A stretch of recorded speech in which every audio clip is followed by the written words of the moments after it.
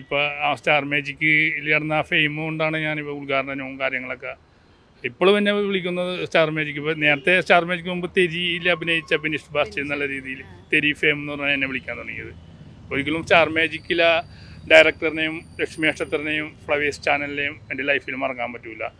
അവർ തന്ന ഒരു ഒരു ബ്രാൻഡ് അതാണ് ഇപ്പോഴും ഞാൻ യൂസ് ചെയ്യണത്. അപ്പോൾ അത് ഭയങ്കരമായിട്ട് മിസ് ചെയ്യുന്നു. അത് തീർച്ചയായിട്ടും മിസ് ചെയ്യുമല്ലോ. അത് ഭയങ്കര വലിയ ബ്രാൻഡാണ്. വെച്ചിട്ട് മനുഷ്യനെ തിരിച്ചറിയുമെന്ന് പറയുന്നത് മലയാളി എവിടെ ഉണ്ടെങ്കിലും ടീമേന്ന് വിളിക്കും എവിടെ ചെന്നാലും. അത് സ്റ്റാർ മാജിക്ക് തന്ന ഒരു ബ്രാൻഡാണ്. ആ ബ്രാൻഡ് ഞാൻ ഇനിയും കുറച്ചാളും കൂടി പോകാൻ പറ്റും. ഇനി അടുത്തത് സിനിമ തന്നെയാണ്. സ്റ്റാർ മാജിക്കിന് വന്നതിന് മുമ്പ് സിനിമ ആയിരുന്നു ഞാൻ ചെയ്തിട്ടുണ്ടെന്ന് വെച്ചത്. സ്റ്റാർ മാജിക്ക് വന്നതിന് ശേഷം സിനിമ നിർത്തിയതാണ് ഞാൻ.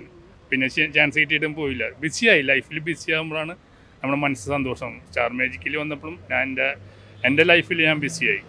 ഇപ്പോഴും ഞാൻ ബിസിയാണ്. സ്റ്റാർ മാജിക്ക് നിർത്തിയതിന് ശേഷവും ആ ഒരു ഫാമിലി എന്നെ ഒരുപാട് പരിപാടി ഇപ്പോൾ ഗൾഫിലേക്കാണ് പോകുന്നത്. സ്റ്റാർ മാജിക്കിലെ ആളെന്നുള്ള രീതിയിൽ തന്നെയാണ് എന്നെ ഗൾഫിലേക്ക് വീണ്ടും കൊണ്ടുപോകുന്നതും. ഇപ്പോൾ ഈ പറഞ്ഞ ക്രിസ്മസിന് കിട്ടുന്ന പരിപാടികളെല്ലാം സ്റ്റാർ മാജിക്ക് തന്നെയാണ്. സ്റ്റാർ മാജിക്ക് ലൈഫിൽ ഒരിക്കലും മറക്കാൻ പറ്റാത്തൊരു ബ്രാൻഡാണ്.